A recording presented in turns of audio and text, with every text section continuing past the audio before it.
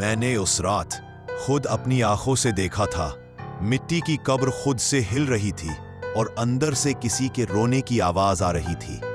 सोचिए, अगर कोई मुर्दा मरने के बाद भी शांति न पा सके तो क्या होता है। मैं राहुल हूं, उम्र सिर्फ 18 साल।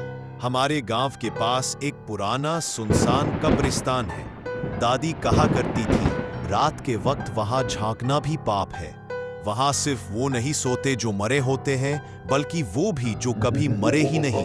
पर मैं नहीं मानता था इन बातों को। एक रात मेरा दोस्त विशाल और मैं गांव के एक मैदान में घूमने निकले। अचानक उसका पैर किसी चीज से टकराया।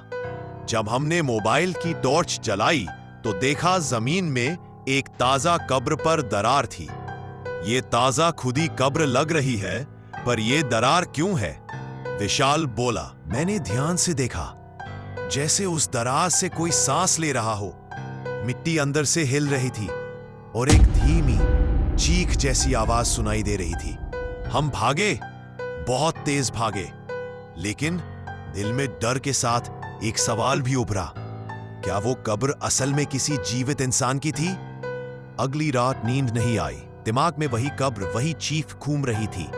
अचानक मुझे लगा कि कोई मेरे कमरे की खिड़की के बाहर खड़ा है। मैंने धीरे से पर्दा हटाया। एक औरत सफेद कपड़े में, चेहरा झुका हुआ, खून से सना गला, वह मुस्कुरा रही थी, लेकिन उसकी आंखें मेरी आंखों में घुसी जा रही थी। मैं चिल्लाया, कौन हो तुम? और तभी वो गायब हो गई। दूसरे दिन मैं विशाल से मिला। उसने कहा, मेरे घर में अजीब अजीब चीजें हो रही हैं। बर्तन खुद ब खुद गिरते हैं। मां कहती है किसी बुरी चीज का साया है।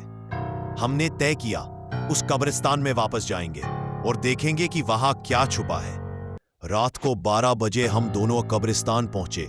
माहौल इतना सन्नाटा था कि अपनी सांसों की आवाज डरावनी लग रही थी। जैसे ही हमने उस टूटी कब्र के पास कदम रखा, हवा तेज चलने लगी।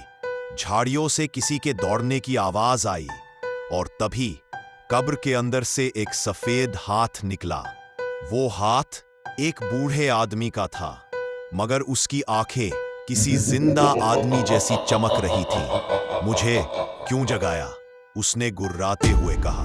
हम पीछे हटे, मगर विशाल के पांव फंस गए और वो गिर पड़ा। उस बूढ़े का चेहरा अब सड़ चुका था। एक आंख बाहर लटक रही थी, मुंह से कीड़े निकल रहे थे, लेकिन आवाज साफ थी।